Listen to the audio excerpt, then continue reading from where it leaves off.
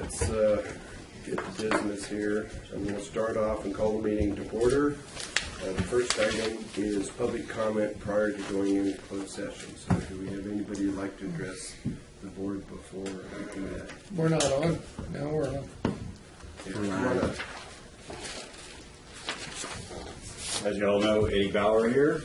Good to see you this morning, Eddie. Hope you are all having a good day, and decided to bring a little humor to start off with. Got this. Well, it started out small. I kept getting bigger. We'll give this to Bob Burns. He's running for campaign again. Oh, it's a different Bob. Looks like you. It kind of does look like Bob. Look, it's got the finger pointing at it. You know what? Thank you, David. I appreciate it. May I keep this just for fun? You can. Thank you very much. Eddie, I really appreciate the more... Does he have hair in that picture? You know what? People in glass houses, fella. Not much. That could be you like in a year. Champion of the taxpayers.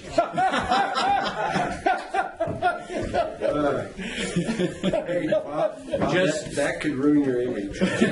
Just for the benefit of the folks listening, this is a, what would you call this, a political mailer that Correct. Eddie received and has given me, and I thank him for it, for a candidate named Bob Burns for Corporation Commission out of Arizona, not me. Oh, what's a corporation? Well, I'm sure Eddie's here for more than just humoring Bob. So I don't know. I think he's a pretty good-looking dude. Where'd you go wrong? Anyways, you know, I know the board has, you know, quite a responsibility here on all the stuff that comes before them. And, yeah, I want to thank you guys for the letter you put out. And it looks like things are rolling in a positive direction on the diversions.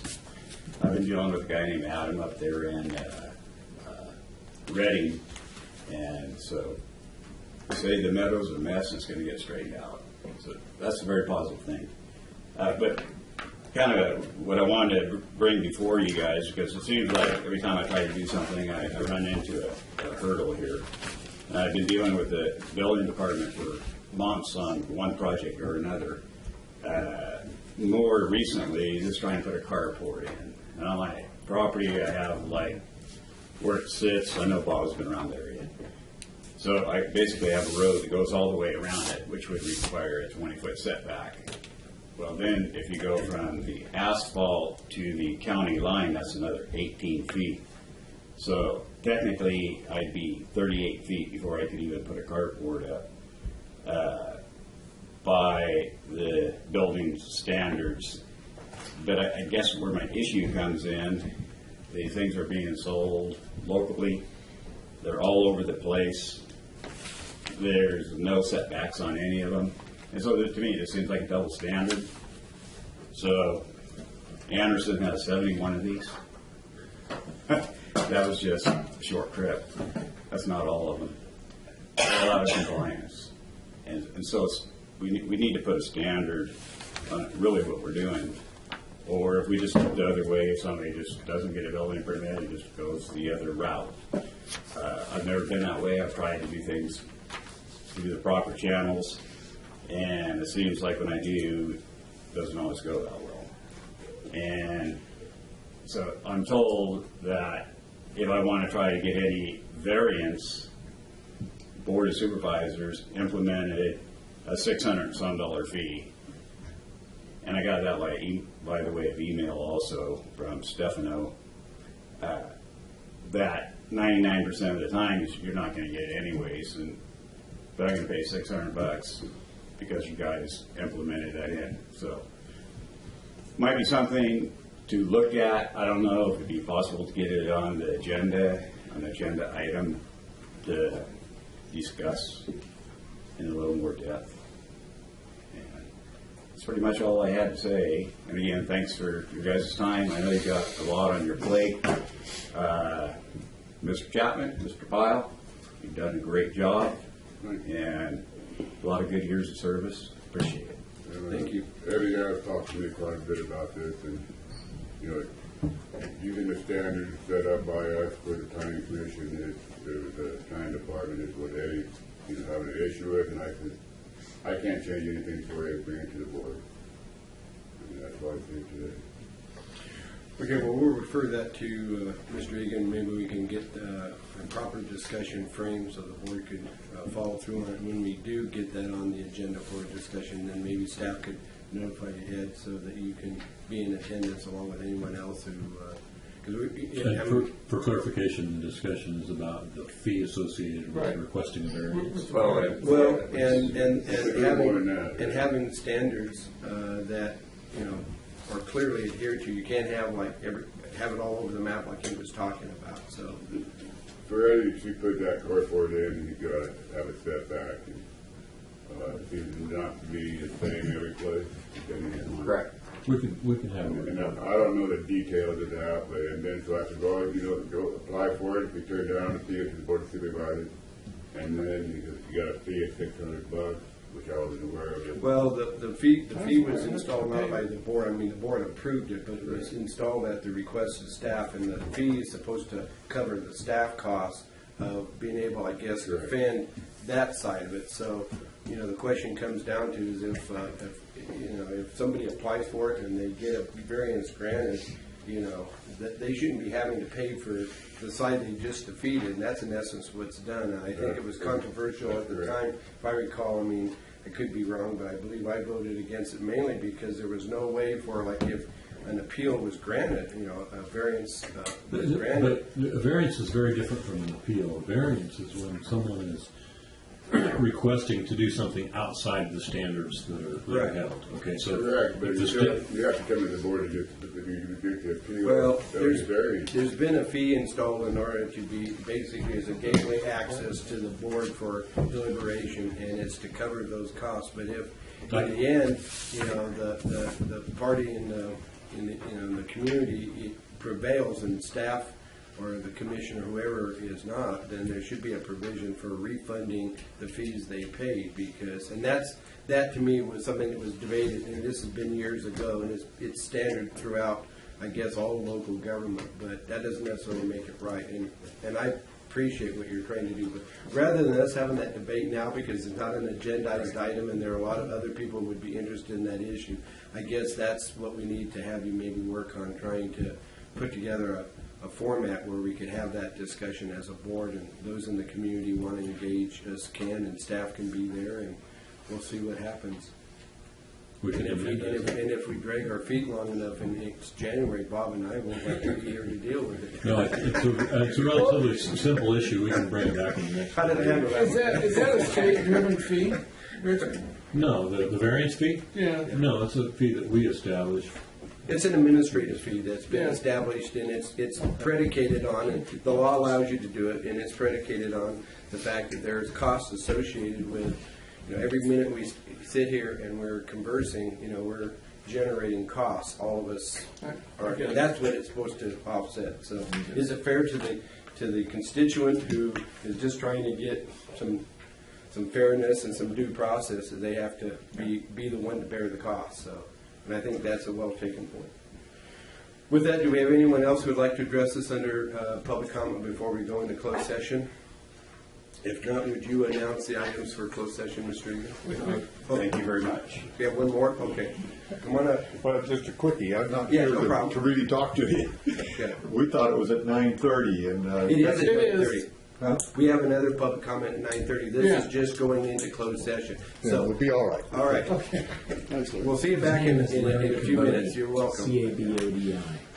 Okay, the board will be convening in closed session for a conference with legal counsel, significant exposure to litigation pursuant to subdivision D2 of Government Code Section 54956.9, 2 cases. Conference with legal counsel regarding existing litigation pursuant to subdivision D1 of Government Code Section 54956.9, M. Pedersen versus Nielsen, Lassen Works, Lassen County Board of Supervisors, Lassen Superior Court case number 59089. And for a conference with legal counsel regarding existing litigation pursuant to subdivision D1 Government Code Section 54956.9, The board convening as the Lassen County In-Home Supportive Services Public Authority, Service Employees International Union Local 2015 versus Lassen County In-Home Support Services Public Authority, California Public Employee Relations Board case number SACE 920M. And also the board will convene with labor negotiator Rick Haig telephonically, convening again as the Lassen County In-Home Supportive Services Public Authority for discussion with Haig regarding Service Employees International Union Local 2015 on labor negotiations. Did you miss anything? Did you miss anything? I don't think so. We got a lot to deal with. If you'd excuse us, Larry, thank you very much. Madam Clerk, you mark the board today. Ready? Salute. I pledge allegiance to the flag of the United States of America and to the republic for which it stands, one nation, under God, indivisible, with liberty and justice for all. Almighty God, we pray this day for your ever-enduring guidance. We ask you to cloak us in wisdom and fortitude, that we may disperse our knowledge and facts intelligently among all of humanity whom we serve. Amen. Okay.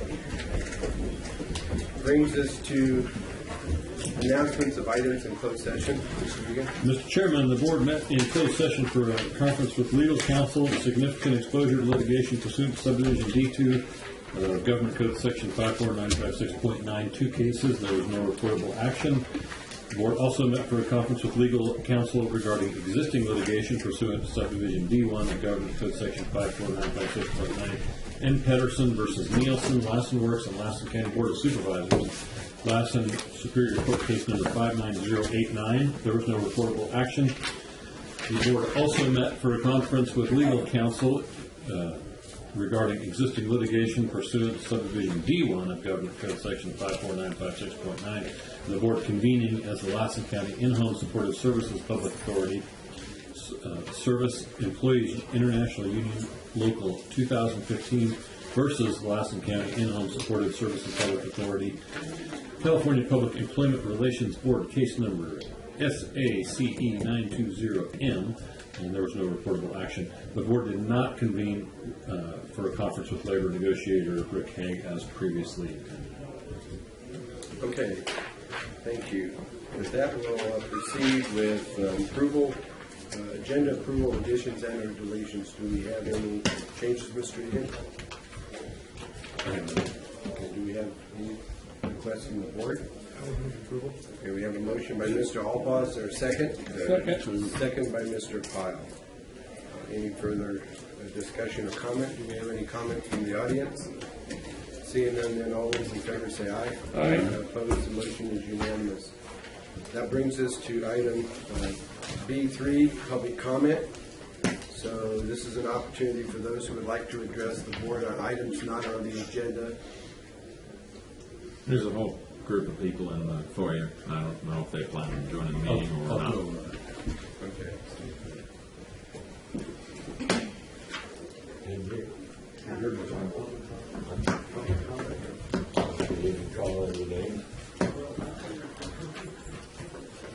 Oh, we have, excuse me, we do have a public comment card, and I'd like to invite Dennis Hines up, if you would. Dennis?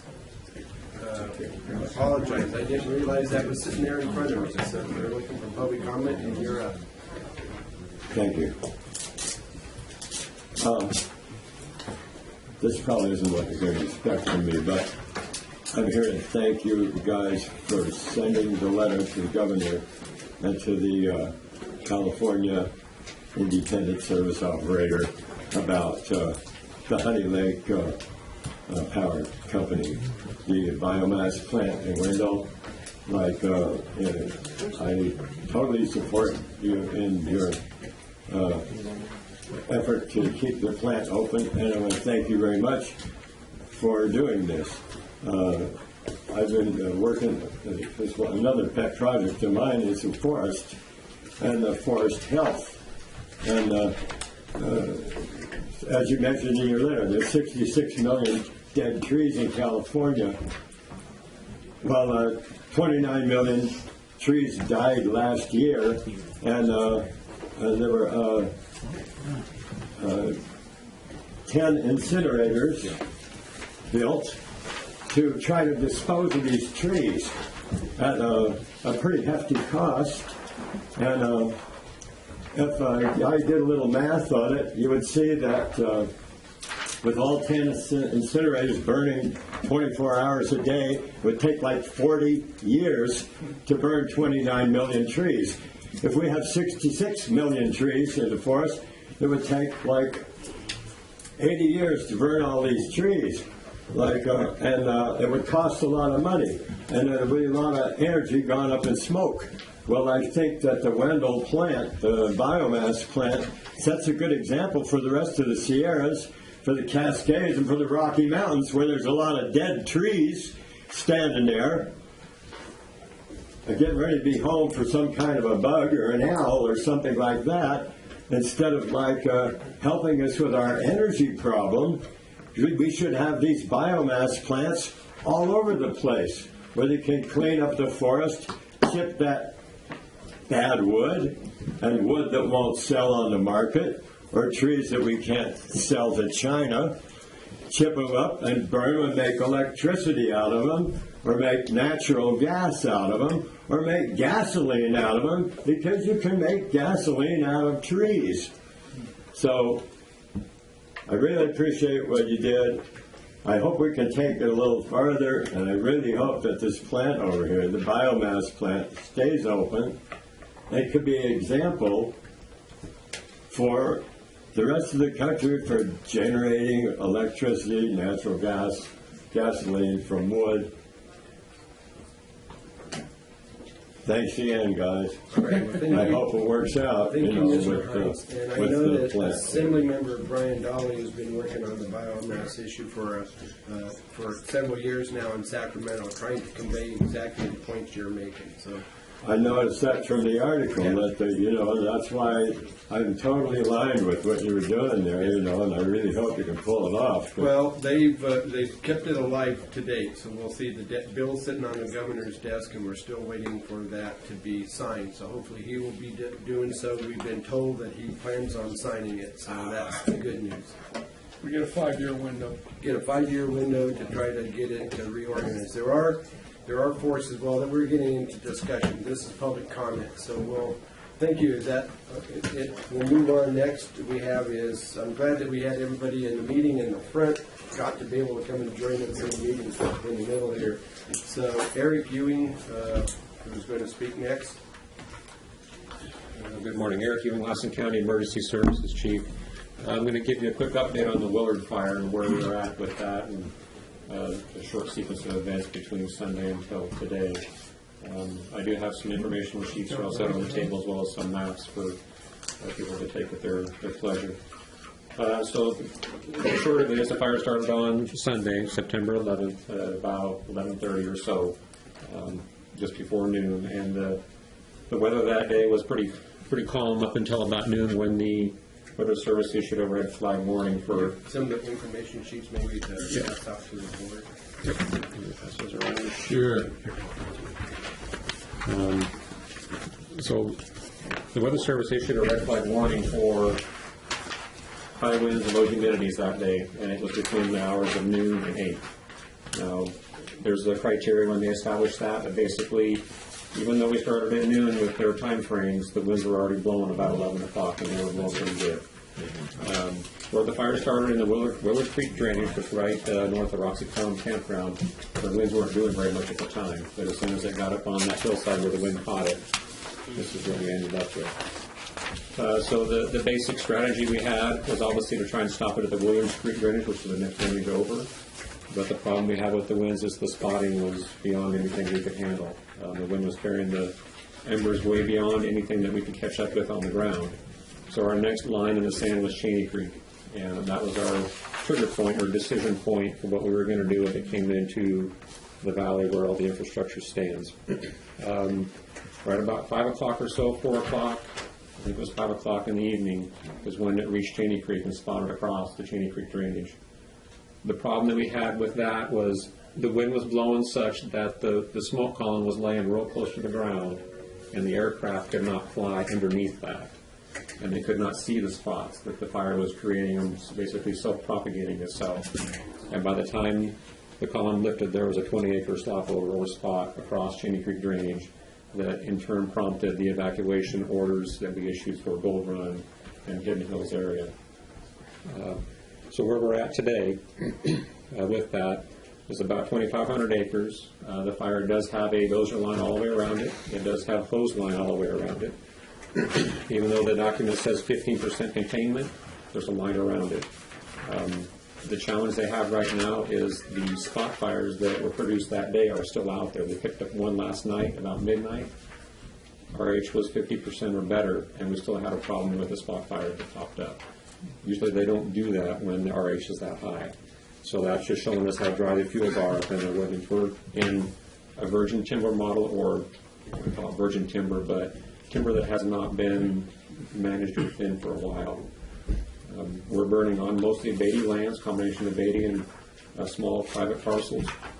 SPI does have some holdings outside the fire perimeter, but very close to it.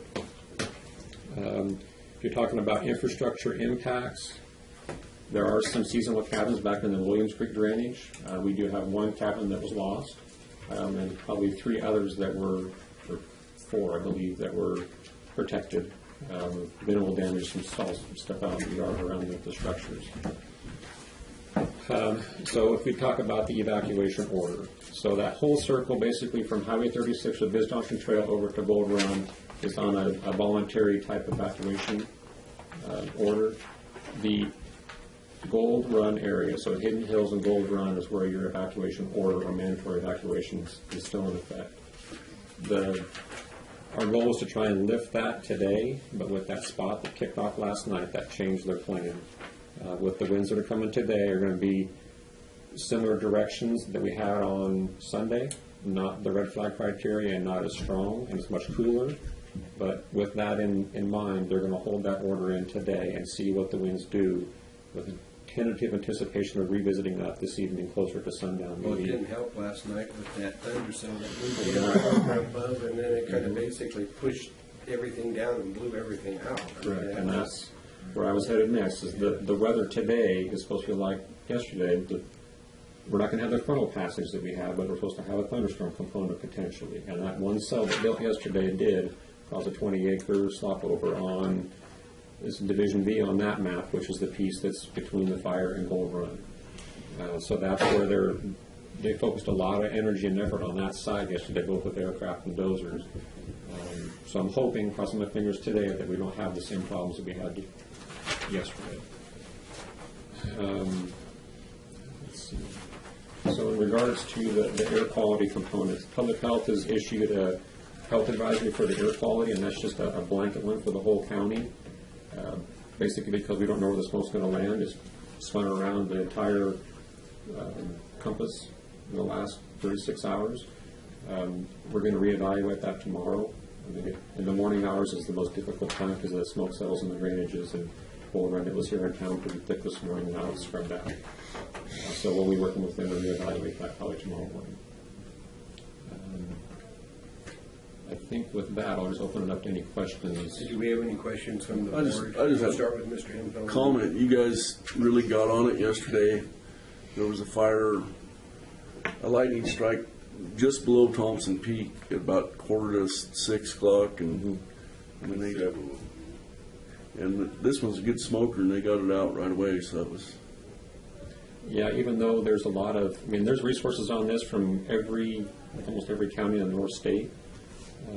And we were lucky enough that there wasn't anything else going on that we were competing for resources. So we got lucky in that respect. If we were competing, we probably would have had stuff down into Hidden Hills and Susan Hills, just the way the timing was in the reflex time. What started there? They're looking into it. I haven't heard the actual cause. It came off of the Willard Creek drainage right by Roxy Pecan. It wasn't in the campground, but just north of the campground, right down at the creek bottom. I was under the impression it started in the campground. No, it was not. No, it's the other side of the drainage from the campground. Of course, with social media and everything else, it's easy for opinions get escalated and misinformation is there, so that's a good clarification to make sure those who communicate questions asked that still under investigation, so we should let the investigators do their job. We didn't have any lightning that day, so we can.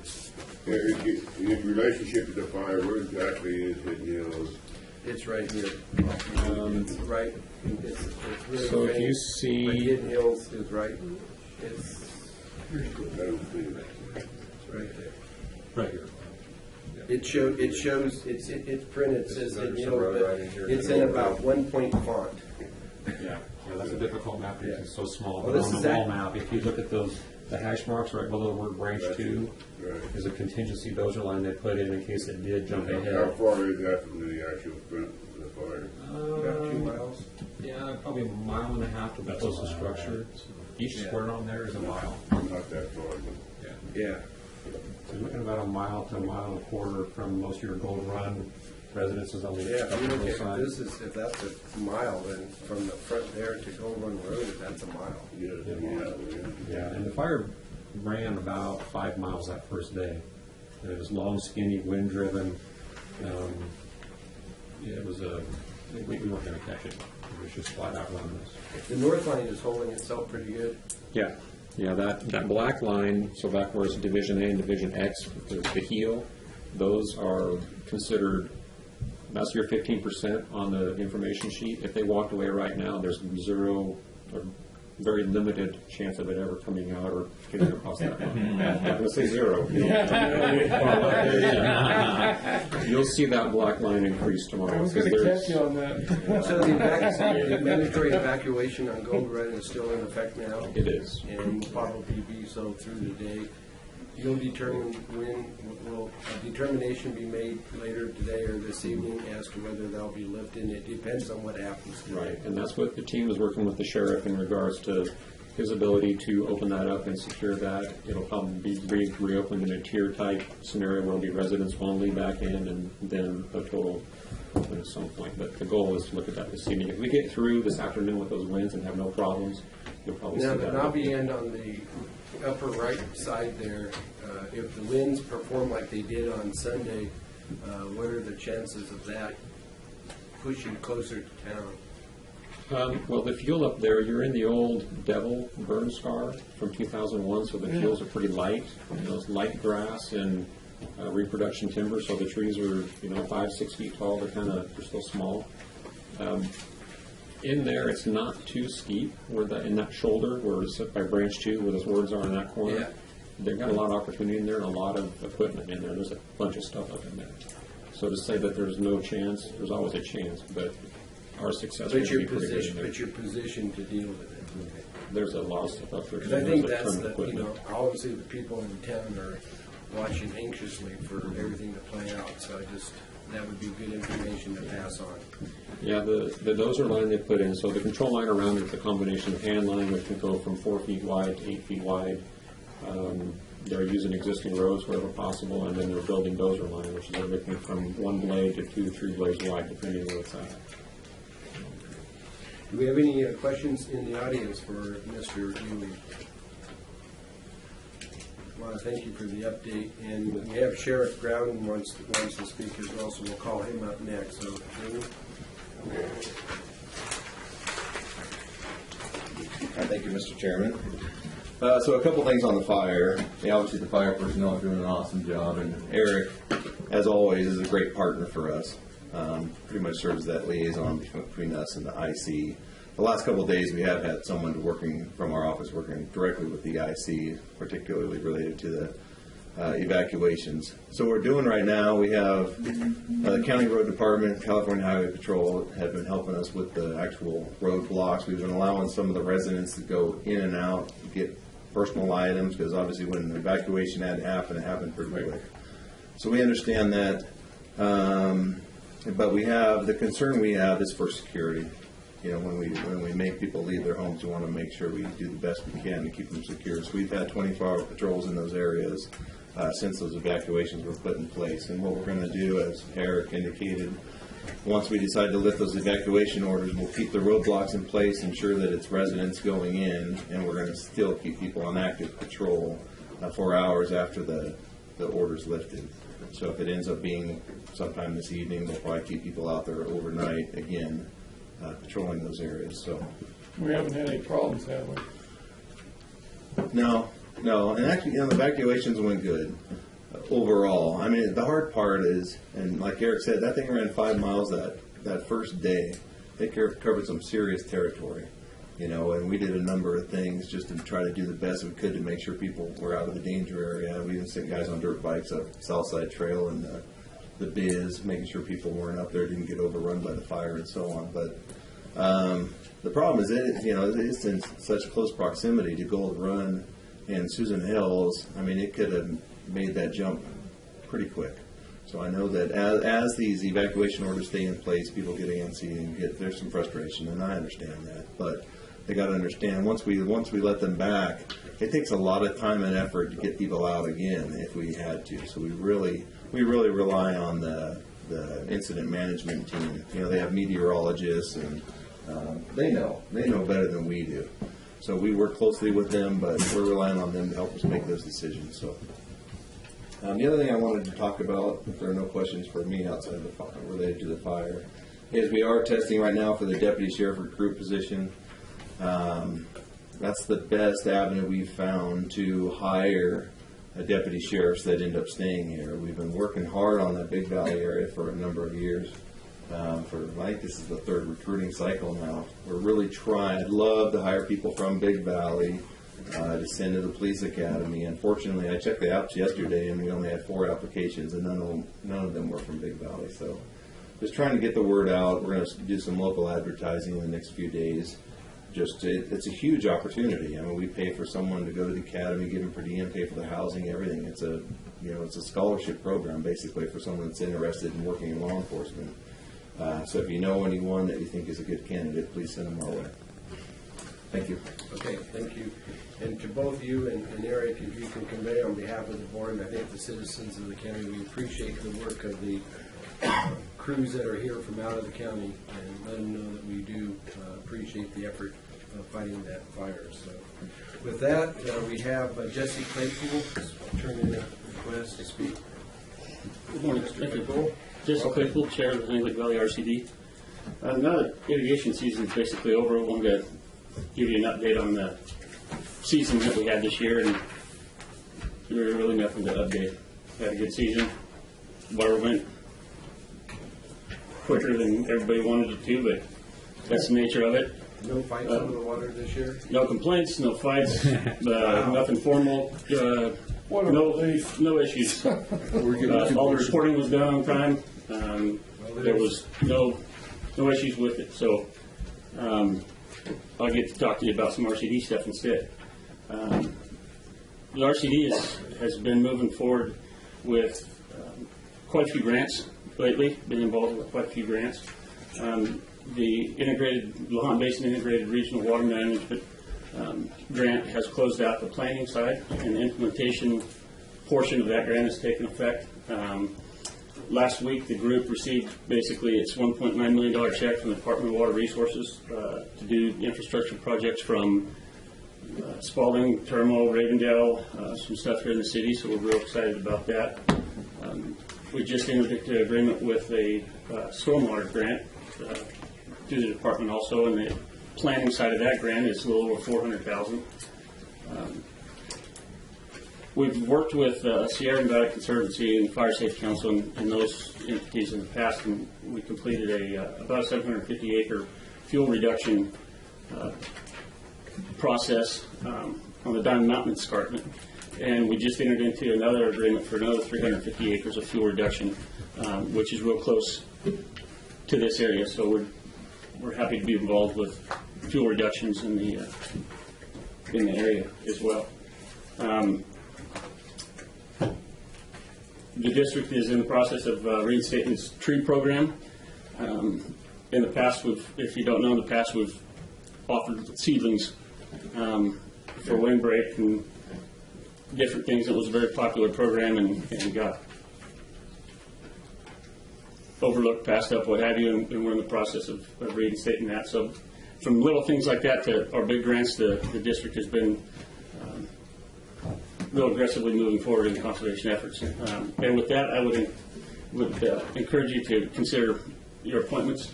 There are some terms that are coming available this next month or so, a couple director positions, and we'd like to encourage you to consider making those appointments.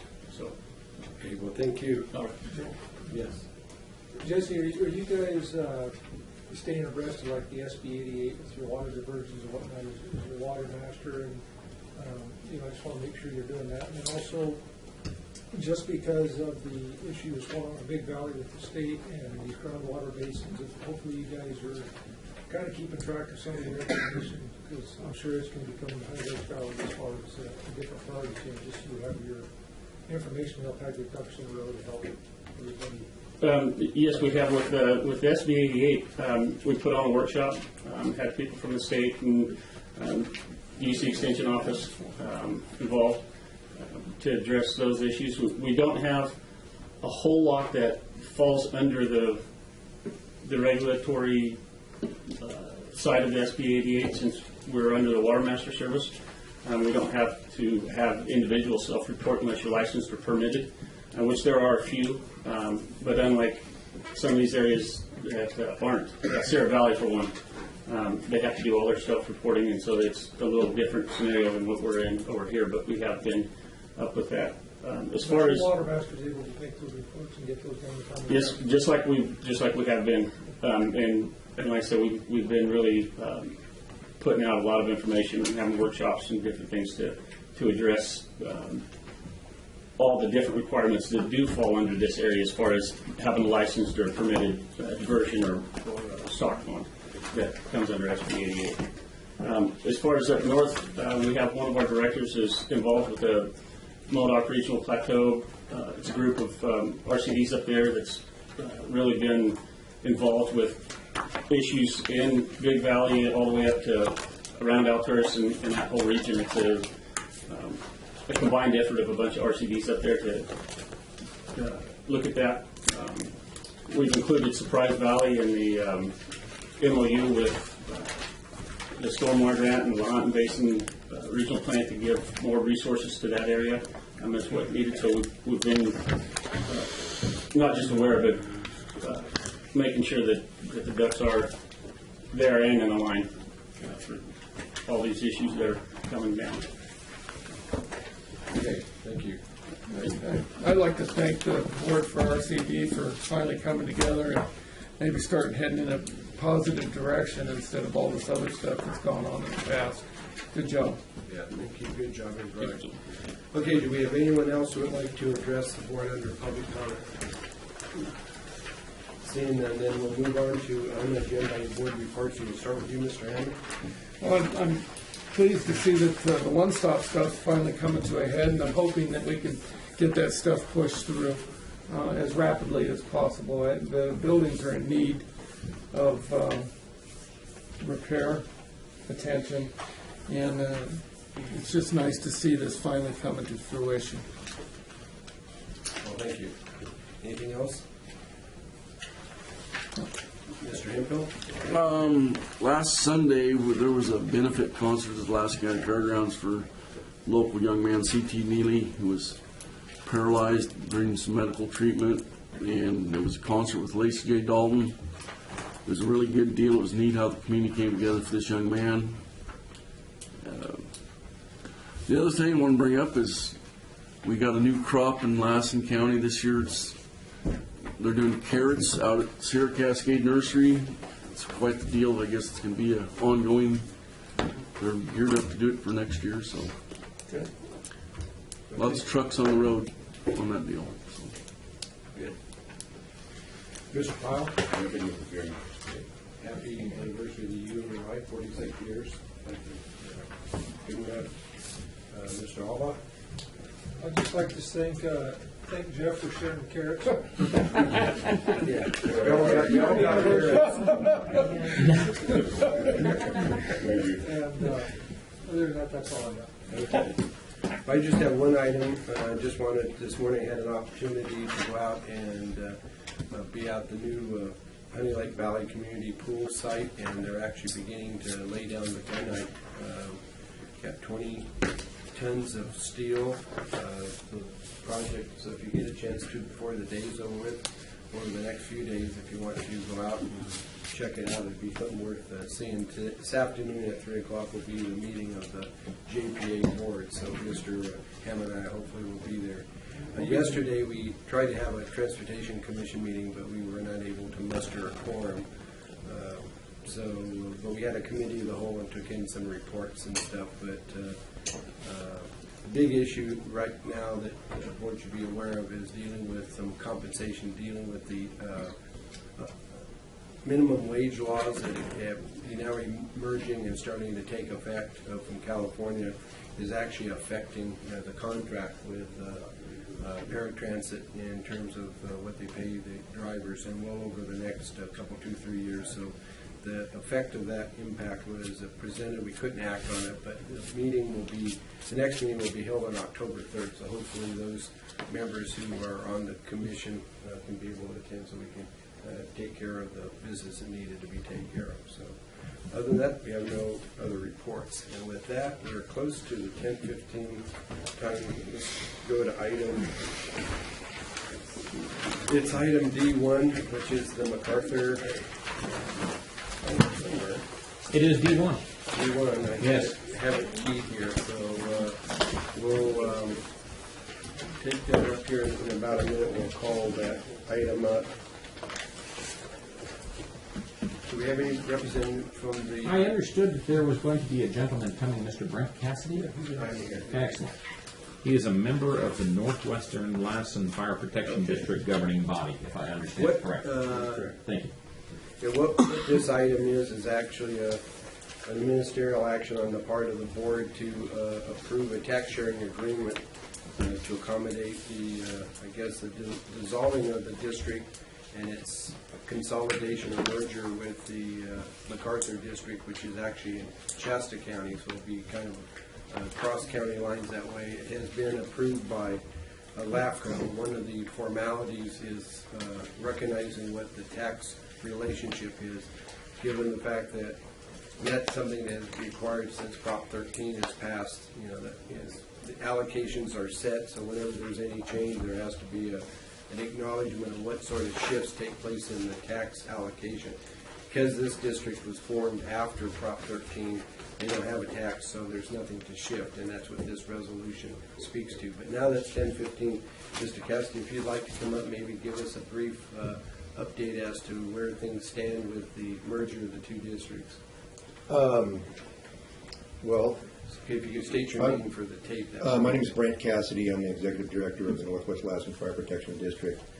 And I've been before you guys before regarding the expansion of the sphere of influence up there to make this annexation occur, along with making that sphere of influence much larger than it currently is, because I can imagine we're going to run into this in the future within the next 10 years to expand portions of Day Road, maybe even towards Little Valley. Right now, we're basically waiting on whatever's going to occur here today, and so any questions you guys might have, I can probably answer them. Now, is the fee that the district currently is paying, is that going to roll over and be collected and be available to the new merged district, or is it starting from scratch? No. In the interest of making this simple and not having to go to a vote and actually changing the existing boundaries, the existing fee structure will remain in place. That fee will go to the MacArthur Volunteer Fire Protection District Board Fund, which is a county fund. That fee will not change. It will remain exactly the same. If anything were to change, we'd have to go to a vote. Sure. Now, I had a long discussion with John Benoit on how that would occur. And the idea is, well, the actual way it must be implemented is we'll have someone within the MacArthur board which will keep track of new residences that come on that sheet and get eliminated. Right now it's by habitable structure per parcel within the Northwest Lassen Fire Protection District. But it has to be scrutinized every year, and right now I do that along with our secretary. As soon as our board is dissolved, I already have some place on the MacArthur board, which I will be taking. this makes sense geographically. I've mentioned that to this board before. We really wish that was the other way around. MacArthur was coming into Lassen, and this was our county seat, as it were, for our department, but it's just the way it works. Beyond that, I don't know what else I can tell you guys. I mean, this is better in the sense of how we're going to use our monies that we're gathering. Right now, we have all these workman's comp and insurances that we have to keep up with this fall, even though we all respond as Northwest Lassen volunteer firefighters out of the MacArthur Hall right now. So this will save a lot of money. It just makes more sense. But yeah, I think the review, everybody's been on board for that. So if you have no other questions, Mr. Alba?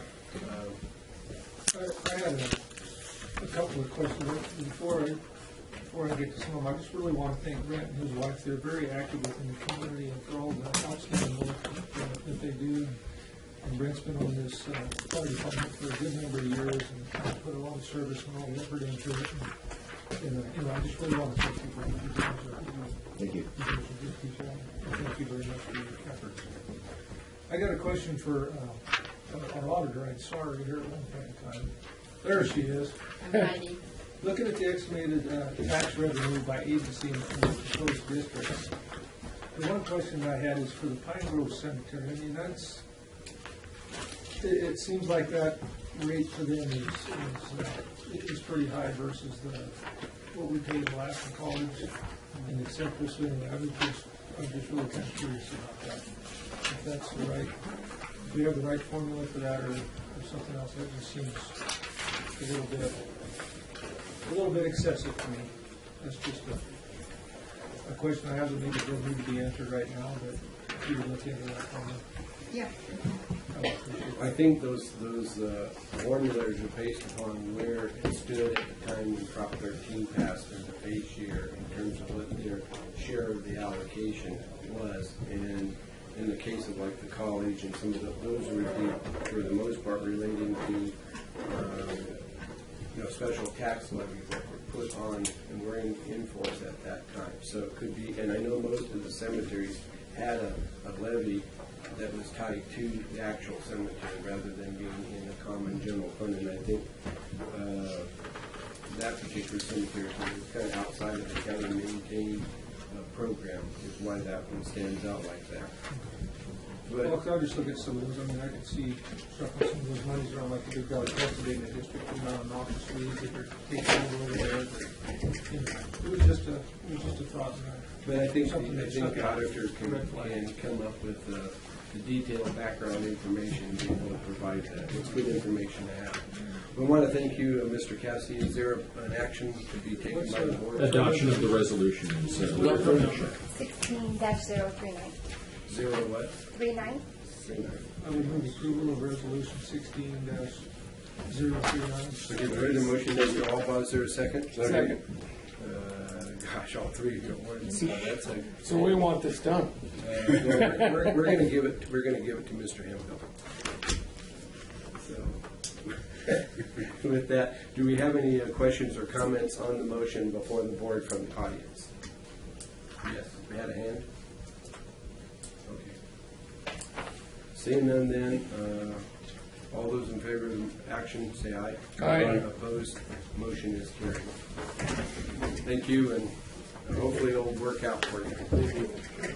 Okay, I'll bring this, let's take up, real quick, like, Sue. what's that? Thank you. Sue on? Yeah, we had 10:30. So I think next up, let's go to the information and consent calendar. So do we have any items on the calendar that the board would like to have removed? I need to have item G6 pulled off for separate discussion. Which one's which? G6.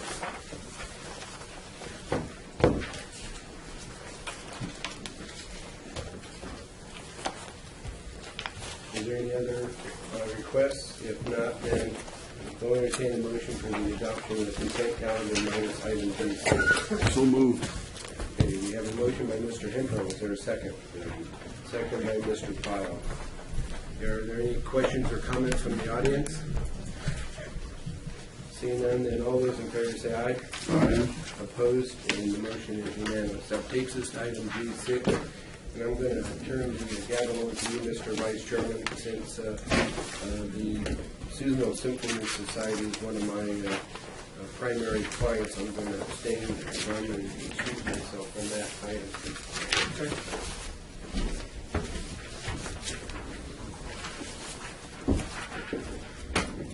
Well, Jim has removed himself from the room, so we'll go ahead and take up item G6. Does anybody else have any discussion on this at all? Just make a motion to approve. Second. Properly moved in second. Is there any discussion from the public? Seeing none, all those in favor say aye. Aye. Opposed? Motion carries. That will bring it back in. Hey, Brad, Jeremy. You guys are fast. Good job, man. Just my hand to filibuster. Turn it back over to you, Jim. Okay, thank you. So that brings us then, where we have, okay, well, we have a recess schedule, but let's go ahead and take up item H1 first, which is the ad hoc committee for the marijuana cultivation. So, I can lead off here if you'd like to place this item on the agenda for an opportunity for the committee members to brief the rest of the board on the activities of the last couple of months. Okay. I've said on that as well as Jeff. We've had Dean, he's been there, Mr. Burns, Melissa, Maury Anderson, have been there. It's been very productive. I think where we've had a good number of discussions, good number of ideas thrown around. Maury and Dean also been able to voice their concerns, I think, a little bit more frankly, and some of their issues on what they would like to see done to help address them and make their jobs easier and more effective at the same time. After that, Jeff? Well, I think that it has been very productive meetings, and I think we're gonna move the county needs to move in a direction to get ready. This year's done, and we're looking at what's gonna happen next year, and where do we go from here with the problems we've encountered this year, and how are we gonna solve them for next year? So. And one of the ideas that we've been kicking around a little bit just because of the issues we're having over there with some of the abatement issues and how some of them are getting held up, and that is potentially looking at the end of the growing season do it now, is to have a ban with an end date that wouldn't take effect until, say, the end of November after the growing season. So it's kind of putting the growers on notice that there's going to be no more grows, coming up in the future. We're doing it now, getting out ahead of the curve, and to try to get them to move on and re-evaluate rather than like some of the issues now that we're hearing that, well, we didn't know about it ahead of time, we'd already made our plans. If we do it now, we'll get and listen before they're having any plans, and we're getting out ahead of the curve. And so that's one of the ideas that we talked about. We'll kind of bring it back to you guys to see if that's something you'd be interested in putting on the agenda to moving forward to kind of get rid of the curve. And maybe if I could expand on that just a little bit in the committee meetings, it's really become quite apparent that our ability to enforce the ordinance, whatever that ordinance is going to be the critical piece. Whether we set it at 100 plants or 0 plants, our ability to go out and enforce that law is going to be key. And to do so, we're going to need to come up with some sort of funding structure and administrative infrastructure to deal with that. We've consulted the sheriff's been at these meetings, and we've discussed perhaps some sort of joint effort between both code enforcement staff and maybe some sheriff's department staff that are dedicated to this effort, probably through a separate budget unit, all yet to be determined. But key to that, I think, from an administrative perspective, certainly is going to be funding it. And the most efficient, I think, or most immediate way to generate some sort of revenue source is probably going to be through some sort of fee structure for those that are growing. Fee compared to a tax, tax naturally going to require a lot, but not the least of which is a vote at a certain election in the county, and probably until it's technically legal to sell the product, it's going to be very difficult to impose a tax when there's no transaction of tax. So those are some of the issues we discussed. But I think key to this as we move forward, if we go with the temporary ban and look at addressing a new ordinance or a revised ordinance, key to that I think is going to be some sort of fee structure that will provide for some funding to enforce the ordinance that we're adopting. Mr. Engel? I think the thing is, the ordinance we have, we tried to help the local concern, and we got bombarded.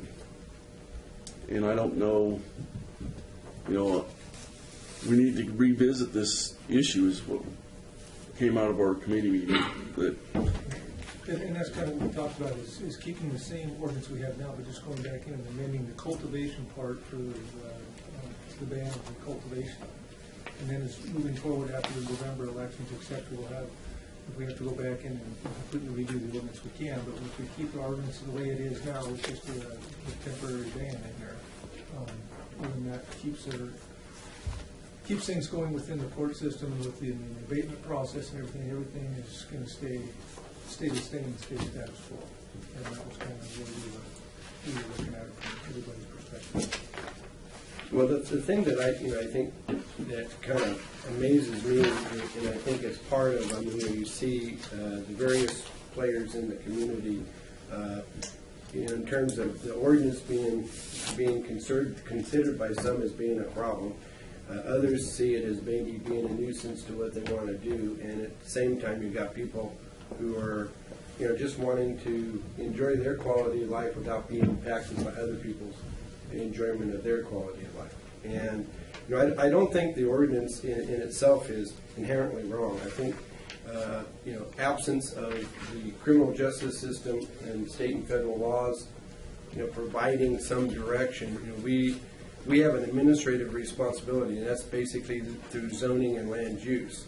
And there are consequences to the cultivation beyond just the people who are using it.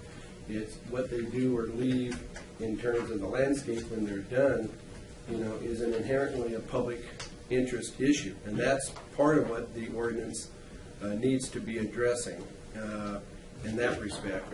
But what we saw was, as we proceeded to work with the medical marijuana community, which are the small, the person who has the card and is operating under the Prop 215 and the state laws that have been established, a lot of it over the objections of most of the people in the community. But unfortunately, we live in the state of California, and that's what the state has dictated, is allowing them to enjoy their right under that respect. And I think that was what the ordinance was designed to address and to regulate and to moderate. Okay, but independent of that, we saw this other movement that came in from out of the county, and it wasn't just unique to Lassen County. And that's something I find that gets lost in the rhetoric, is that Lassen County was targeted as a result of this ordinance. I think that is a total bogus myth that has been propagated by some to try to divert what really the attention is to achieve a different political agenda that they may have. And I think that's something that needs to be clearly stated. And it doesn't get stated. But I think the northern counties have been impacted in an adverse way. I mean, you can talk to, and I saw a press report where the sheriff of Siskiyou County, where there's a zero tolerance for any grow, and they've been bombarded by at least 1,000 of these grows. And Siskiyou County is much larger than Lassen County. Shasta has been dealing with it for a number of years. Butte County's been dealing with it for a number of years. But where these grows are coming into in terms of being impacting to us is because it's where the water is. And a lot of these outside grows are folks who have been used to growing down in the valley, whatever crops they grow. But when the drought hit and the federal water allocations were shut off, they had nothing they could grow, and so they were looking for other opportunities, and you can't fault them. But what they're doing is they're moving into these outlying areas, and the problem is that the regulatory process, land use and zoning wise, and what we're trying to do was not even designed to address what they're doing.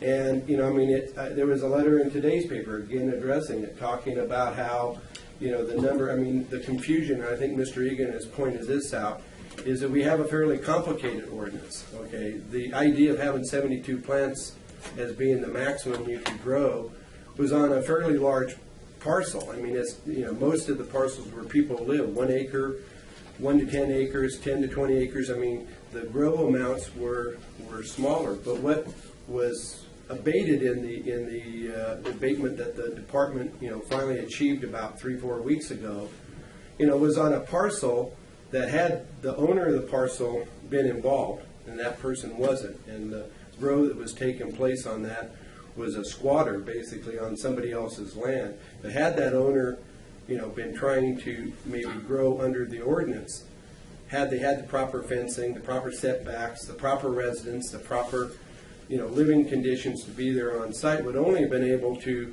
grow 24 plants that would be designed for personal use, whether for themselves or for their immediate family or for some sort of caregiver arrangement that's defined under the law. But instead, it was a grow that had 801 plants on 20 acres.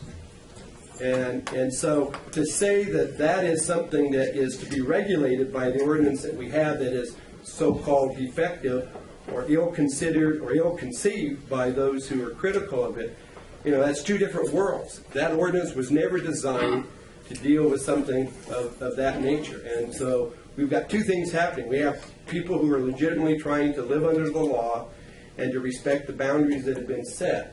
And that's the role the county plays in terms of why we have, these land use ordinances, is to get people to work together and live together in basically peace and harmony. Plus, then you have this other wave of outside interest, and it's not just in Lassen County, it's throughout these rural counties, and for the most part, they're folks who have moved in here because they're looking for cheap land and they're looking for water, and water is the key. And so I think what the ad hoc committee needs to be looking at is how do we separate those two out. And obviously those ones that are here that are outside of the realm of what the medical marijuana grows are, if there's a way to engage the criminal justice system and law enforcement and the federal and state authority to prosecute those under their laws, then let them take care of it. And we focus on the little things that we're designed to focus on. But if not, then we have to somehow adapt what our set of rules are to try to mitigate or to abate those flagrant violations of the law. And I think that was the process, the administrative process, that was trying to be engaged. So to me, I think we need to kind of keep those two separated, because too often they're thrown together and they're acting upon it in one sense. And I think that does a disservice to the public interest and to the public mind in terms of who's right and who's wrong. First of all, we need to make sure that we have accommodated the interests and the needs of the individual. We had a problem a couple of years ago where we had intense growing taking place in small settings and residential where there was definite impacts neighbor to neighbor. And the county and the city and local government has the responsibility to intervene. For the most part, that's now been pushed out of the urban kind of environment, even though it probably still exists and will continue to exist and will continue to be a problem, and is one in which I think code enforcement is going to have to be beefed up and geared up to be able to address. But independent of that, we have this other element that's out there that's operating because they're of the mind that local government, one, doesn't have the resources or the will to enforce the environmental regulations through the land use and planning and zoning mechanism. And I think maybe that's where we need to focus our energy to prove them wrong, because we do have that responsibility. And if I could, because I think it's important that we try to frame this a little bit so we can get some clear direction. staff where Please to help go. us. I think, so the existing ordinance, and I think this is a pretty good I think our ordinance is basically sound. The only thing I disagree with it, and at the time when we debated and voted, is I think the 72 plant count is way too high. But well, and let's just set the plant count aside for a second, talking about the structure of the ordinance. And so now we've got 3 enforcement officers that are designated in that ordinance. We've got the sheriff, we've got code enforcement, and we've got the environmental health officer. Anybody else that wants to become an officer, please volunteer your hand. The lane is forming to the left. But point being there, the structure that we've employed this growing season at least has been that the code enforcement staff has been the primary contact for enforcement of the ordinance in conjunction with the sheriff's department. So whenever our people have been going out to grows or complaints or so forth, they're taking the sheriff's folks with them, and so the law enforcement side is there. If there's some other if there's some law enforcement issue unrelated to the county ordinance, then of course they're there to also deal with that. I think there's been a little bit of a misnomer, and I think For their role is twofold. One is to provide protection to code enforcement, but 2 is to be there if there is other laws outside of the code that needs to be. Absolutely, and there's been kind of a misnomer out there. Some have said that this ordinance has, I think the quote was, tied the hands of law enforcement. In fact, the ordinance has done absolutely nothing to impede any other laws that are on the books. It's in addition to all of those laws that are out there regarding cultivation, trafficking, what have you. And so that's kind of a misnomer that I think needs to be corrected. That this ordinance that the county has adopted is totally in addition to whatever laws are currently in effect. And so there can be two branches to this system when there's an issue. Now, and I'm sure the sheriff would be happy to speak to how difficult it is to criminally, prosecute someone that has, that can get a medical card and all the other things that they can do. And I understand that's difficult, and that's why it's kind of falling more to the code enforcement side to try to make these nuisances. And that's the direction that we've taken it.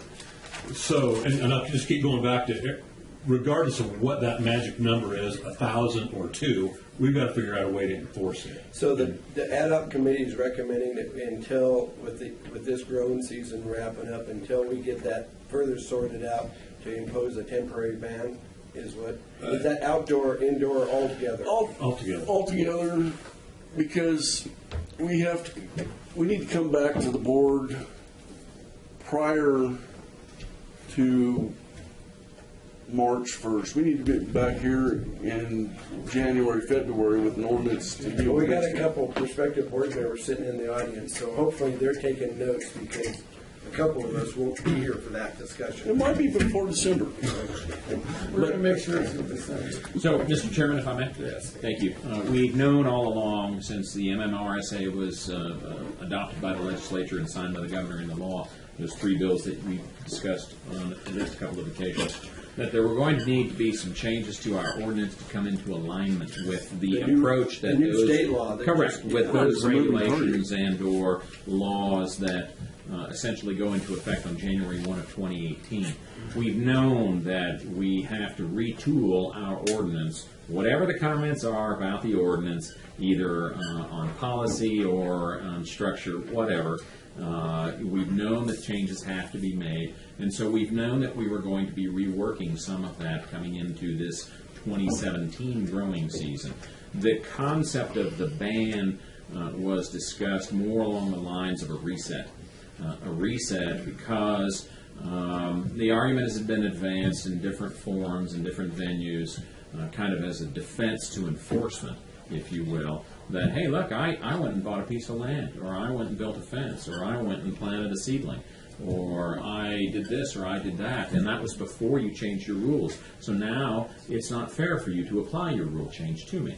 And so the point was made that if there is essentially a reset now, that will be a lead-in, if you will, to a retooling of the ordinance before the next growing season begins, and that will work to offset any mistaken expectations on the part of folks that might be trying to use that as a defense. That was the, I think, the full conversation that was had at the ad hoc committee about the basis for a reset, if you will. And I can craft that and bring it back to you in fairly short order. I think I can do that in a way that does not impact this year's growing season. I think that's coming to a conclusion here weather-wise quite quickly, but nevertheless, it would become effective soon. Well, one thing I think is that it's an ongoing, evolution, I guess, of approaches. And I look around the room and I see people like Randy and others. We've got law enforcement present. And one of the things that I just throw out as a challenge, because there are those who have nothing but contempt for local government. And, it's popular right now at the national level to have contempt for government. It's been popular at the state level, and it's always been popular at the local level. And obviously, we're not the only ones that are concerned about this matter or have ideas. And it's done through a public hearing process. We've had probably, I would say, in the last 2 years, at least a dozen, if not 2 dozen, hearings and public meetings concerning how to kind of shape and grapple this issue. It's not a perfect science. And if you don't like what is there, I would recommend that you be in the room whenever those discussions take place and offer your ideas. If there's a better way to do it, if you think there's a better way to do it than has been forthcoming from the discussions we have, the obligation is upon you to be there to express that and to be a part of the solution and not part of the problem. And sitting in the cheap seats and taking cheap shots and being a loudmouth about the issue in the community is not going to solve the problem. So, yeah, it's very fair to be critical of those who make decisions, but ultimately it's the community as a whole that's going to have to decide what they want, and that's what the process is about. So I look forward to those, and who knows, I may come back and sit in the back of the room with my bag of popcorn and offer my told you so type of comments when the appropriate time comes up when the decisions have to be made. I think we've made a lot of progress, okay, and I think we have an obligation to defend, you might say, the community in terms of through the land use and zoning and planning type processes. But that's not the only process there, and so those who have charge in other venues, if they have the ability to make something happen that protects the community even further, get your job done and do it. And so I just throw that out because I know a lot of the folks I see looking around the room have been here, have tried to contribute to the solution to the problems. It's not perfect. So if you haven't been here and you have ideas and you want to make things better, the door is yours, and it's not closed, it's open. It's not done in the back room, it's done right here in this environment. I know Randy, for one, has spent a fair amount of time. I don't see Dennis Hines here, but he's been one of the early ones. We had several meetings down both at Jensen Hall and at the Betts Hall where we had a couple hundred people turn out. And believe me, the board listened to a lot of ideas and inputs, and that was all distilled.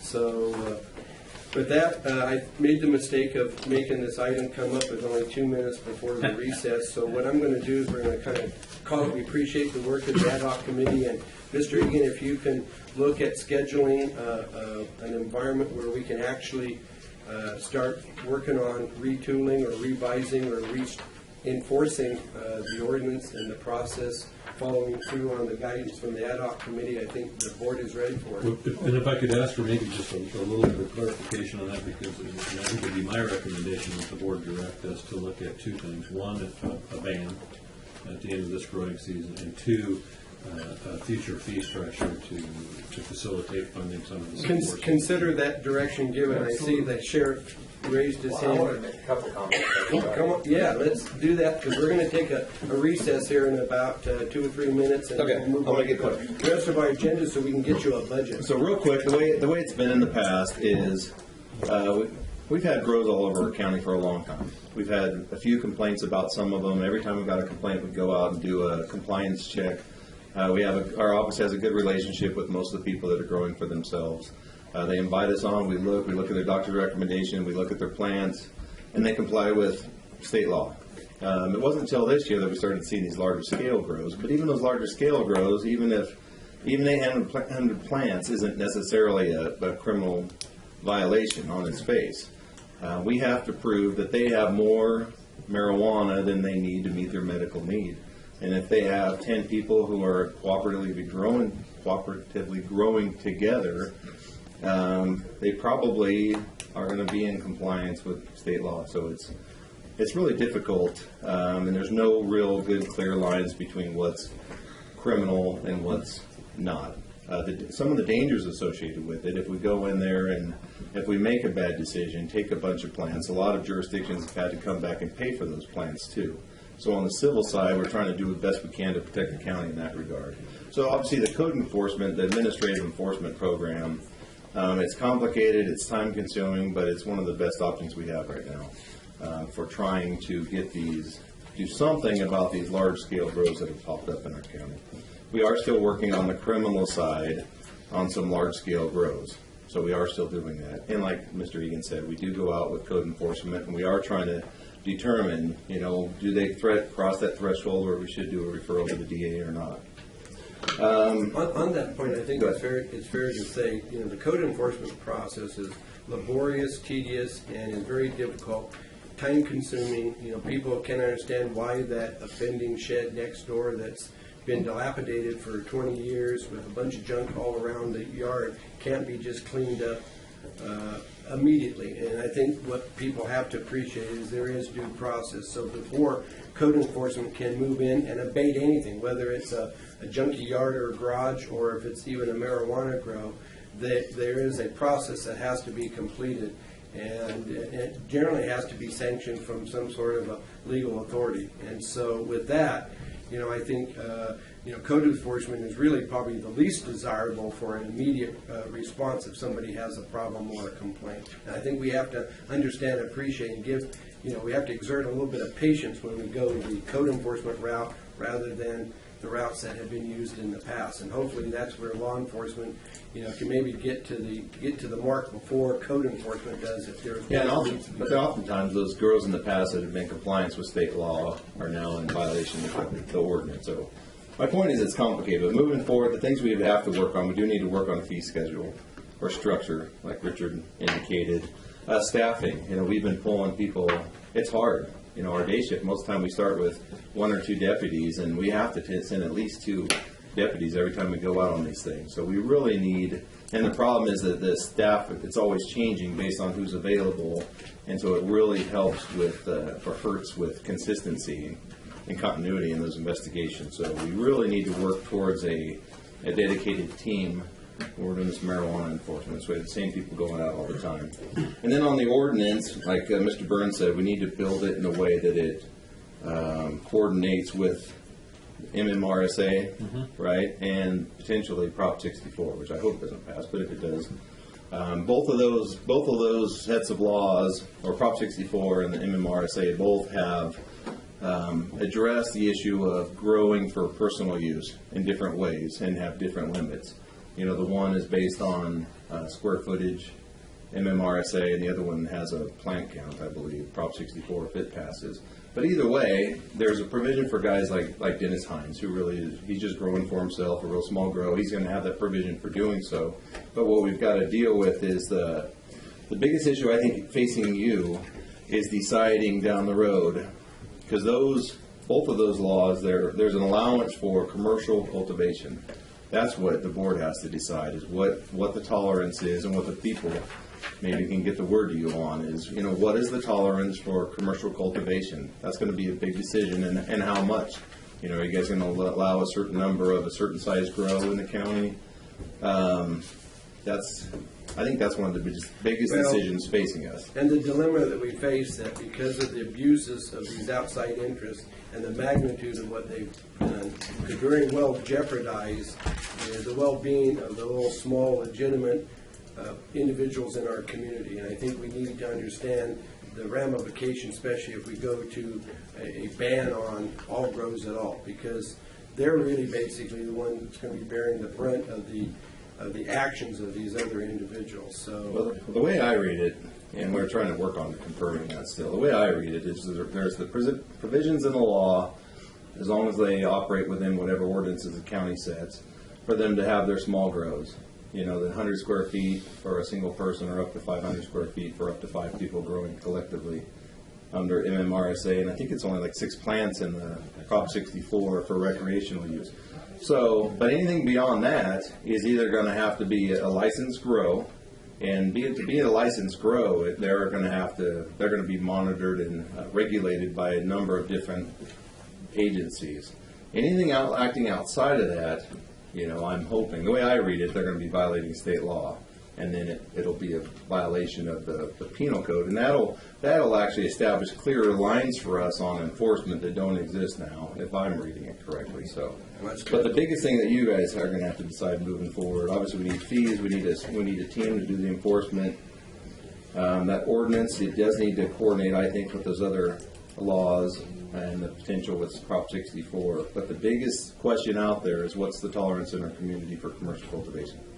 I don't know how to decide that. It's too bad we didn't have time to put it on the ballot as like an advisory measure. But even then, how would you write that to get a good, clear input from the community? So I think you're going to probably have to either host some regional town hall meetings or something. I think we're going to need to take a close look at how the voters vote on Prop 64, because I think that will be the best. I mean, statewide, I think the expectation is going to pass, but how is it going to pass, or how the vote in Lassen County would be? And if Lassen County has it done in the past, if it's voted 2-1, 5-1, if it's 1-1, we'll see where that shakes out.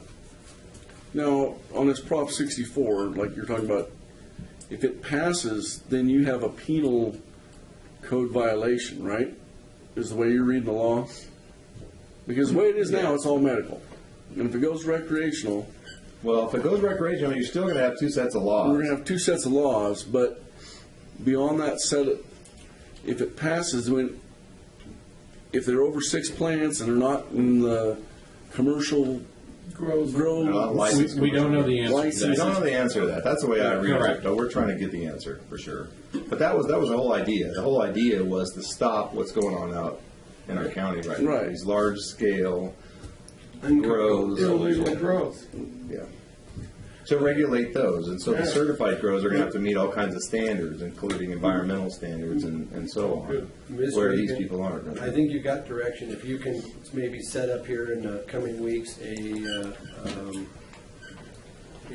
board item where we can, whether it's a workshop or however it needs to be structured, so we can tackle those 2 main things: the tax issue and other issues. So. Well, and I think with the concurrence of the board, I think what I'd like to do is just propose a couple things. One, a draft ordinance to ban, and one, a draft fee structure that to give us a baseline to work from to come up with the final process. One could be crafted much sooner than the other, including, I'm being specific about the ban. If you want to do a reset, if you want to convey to folks that there's a change coming, and we knew there was, whether it's into alignment with the MMRSA or, simple plant counts, then a reset, if you will, a ban in the short term with an expectation that a new ordinance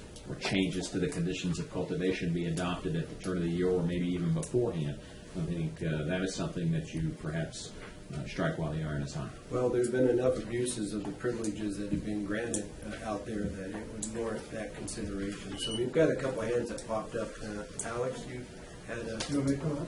Yes, please. If we're going to do that, we'll take up until 11 o'clock, and then we'll take our break at that point. Alex DeMartin Prey, and just wanted to give you a perception I'm getting from the dialogue, and I would say that I would recommend that maybe another term be used besides ban. I think it's a real trigger, and I think there's already overreaction from misperceptions of the processes that brought the board to the ordinance. And as I think Sheriff has and maybe County Council have indicated, and you're in agreement that basically there are principles in the ordinance that may be very appropriate, but there's been people taking advantage and exceeding the boundaries of the ordinance. So I would just, but the term ban usually implies a immediate cessation and a prohibition on whatever is being banned. And I don't think that's really the intent or the direction that you guys are discussing. So just to comment on. Well, we'll let staff work on that, and they can get out the thesaurus and kind of come up with words that would work in that. That's a good suggestion. I appreciate that, Mr. DeMartin. We have one other hand I saw up there. Yeah. I just want to clarify the Prop 64 and MMRSA. Why don't you come up to the podium? State your name. My name's Randy Bach. I'm from Janesville, California. As far as the regulations on Prop 64 for people that are commercially producing cannabis without a license, from what I've read, Prop 64 states that somebody that is producing cannabis commercially without a license, the first charge is a fee, is a fine that's imposed that's 3 times the amount of the licensure cost of the size of the garden they're cultivating. After that, I believe it becomes criminal if they do not pay the fines and do not abate the garden. MMRSA allows for a similar thing as far as imposing fines and stuff for people that aren't registered with the county for these commercial gardens.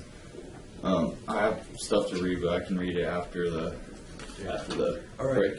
I just want to clarify that. Okay, well, with that, we'll continue that particular item and maybe bring it back for suited up and.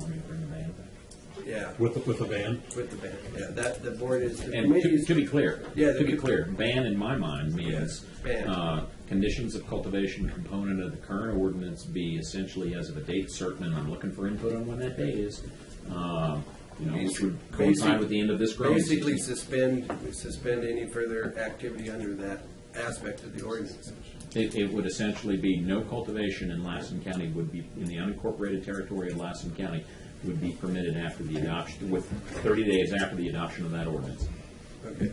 On the premise that we're going to come back.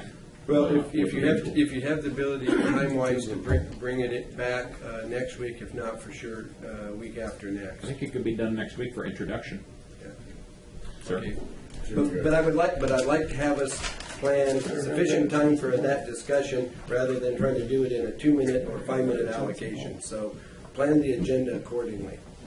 I would suggest that we do it in 2 weeks to give the public enough time to digest the draft. And also the news media and social media, and everybody can get their word out so they can marshal their forces and bring them all in. Because I want everybody in the room. The people who are out of the room later on really don't have a lot to say in terms of critiquing the validity of what was discussed. So please be there. We may want to, in that respect, because I think it's going to involve a lot of folks are interested, is that maybe we, for that part of the meeting, set up a different venue so that we can accommodate, like we've done in the past. We've had several of them at Jensen Hall or at the Vets Hall. I think Jensen Hall may be out because of the migrant workers that are coming in now. We'll work it out. But anyway, let's find a bigger room than this room. So we had, I saw, it was this end over here. It's on the end. Oh, I didn't get it. Yes, please. Hi, I'm Kate Hansen. I just had a question. If you guys are suggesting banning it from November to March, maybe, how do you expect people to obtain like fresh medicine for juicing and stuff like that? Would we be expected to drive out of Lassen County to obtain that? Well, I think the proposal that as I understand it, would be to ban cultivation, the active cultivation. Well, to have a live plant Right. in order to juice, it has to be cultivated. It's not something that can be shipped into you. It's not something that you can go to get. Like, you basically would need to snip it and juice it. So how would people who are trying to obtain that type of medicine within the law be able to obtain it? I have no idea.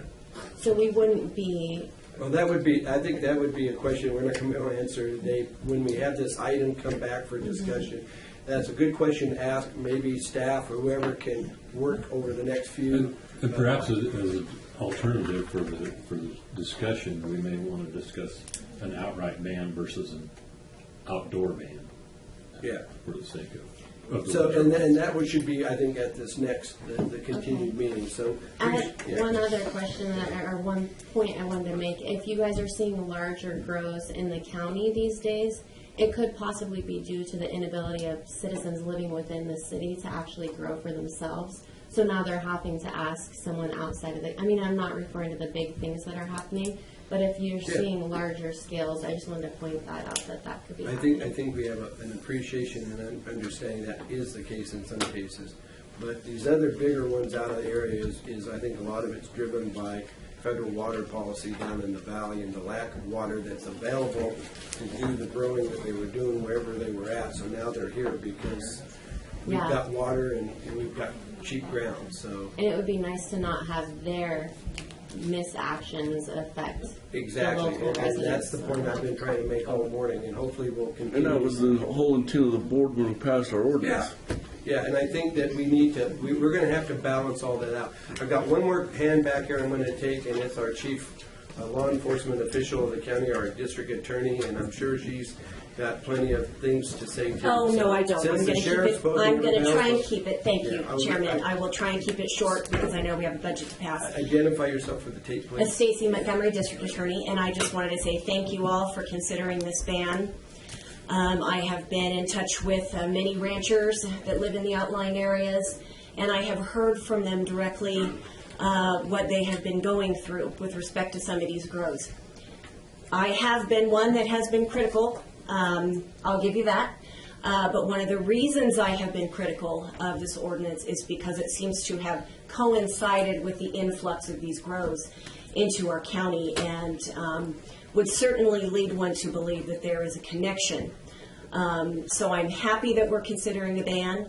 I offer my hand and I extend my offer of help to help however I can in helping the county come to a viable resolution of this issue.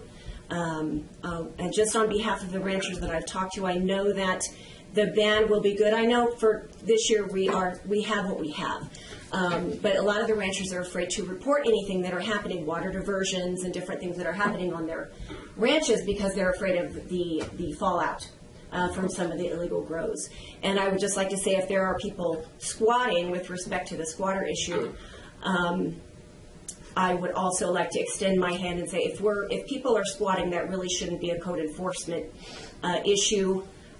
So perhaps my office needs to be informed and involved, and however we can help is We appreciate you being here, and we need you in the room, and you need to be part of the solution and not part of the problem. And whether it's coincidence or not, I think what's going on out there is happening for a variety of reasons, and to try to use one to blame for the other, I think is not serving the public interest. But I think you do have a lot to contribute, and I look forward to seeing you in the room and being part of that discussion, because we need you here just like we need everybody else. And I will be here. Thank you. Thank you, Chairman. Okay, with that, we're going to take a recess at this point, and when we come back, we'll be taking up our 10:30 time certain, 10:35 time certain, and then we'll get to our 11 o'clock time certain on the budget. So those are the next three big items that we'll have. So take about a 5 or 10 seconds.